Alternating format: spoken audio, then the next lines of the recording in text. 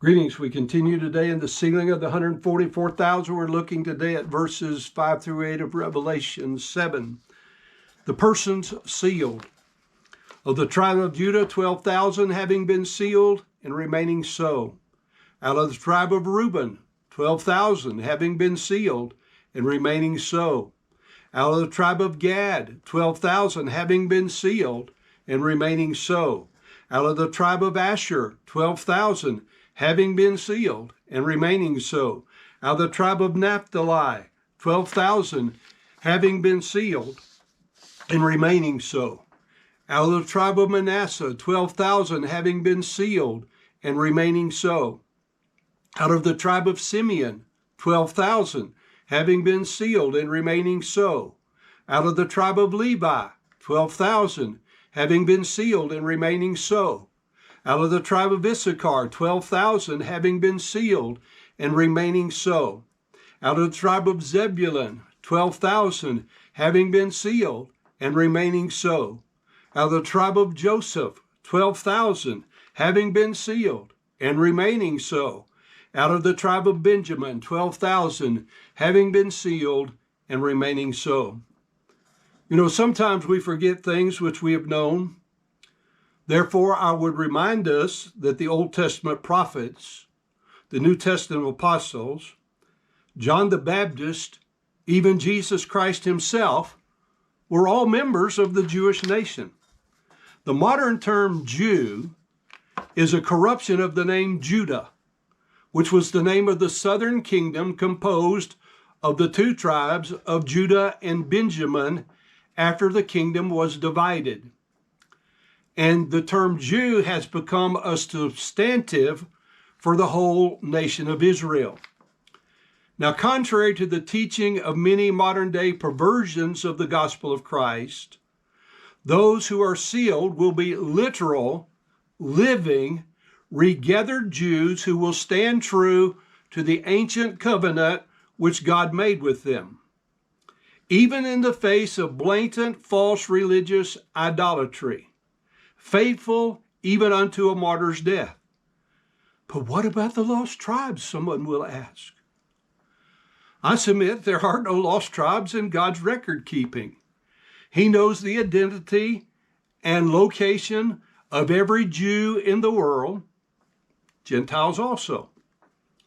But let me offer a little food for thought.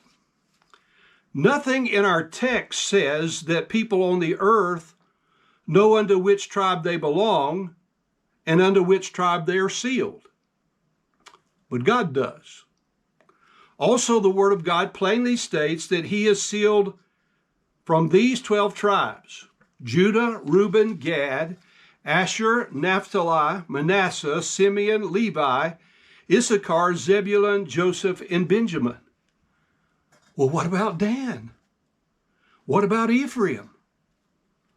Well, it does not say these tribes no longer exist. It just says none of them are sealed. 1 Kings 19 tells us that Elijah thought that he was the only one in Israel who had not bowed down unto the idol Baal. Yet God revealed to him that there were 7,000 others who had not done so.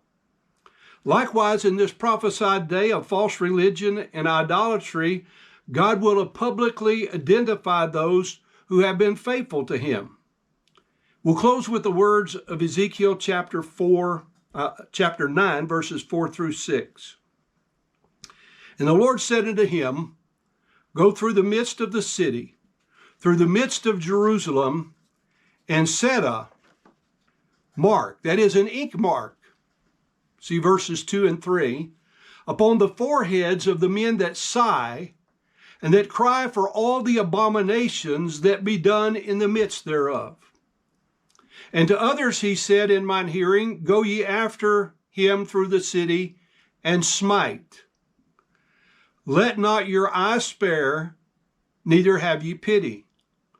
Slay utterly old and young, both maids and little children and women, but come not near any man upon whom is the mark. And begin at my sanctuary. Then they began at the ancient men which were before the house." End quote.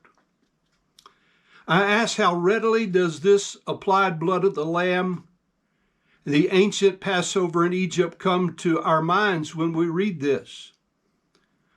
A great day is coming for judgment upon all those who have not been washed in the blood and had their robes made white, as we will see in the next message. Those not marked with God's seal are destined for destruction.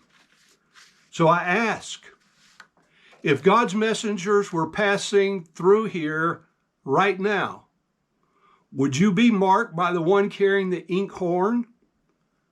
Or would you be destroyed by the 5 following him with orders to kill all who lack the mark of God?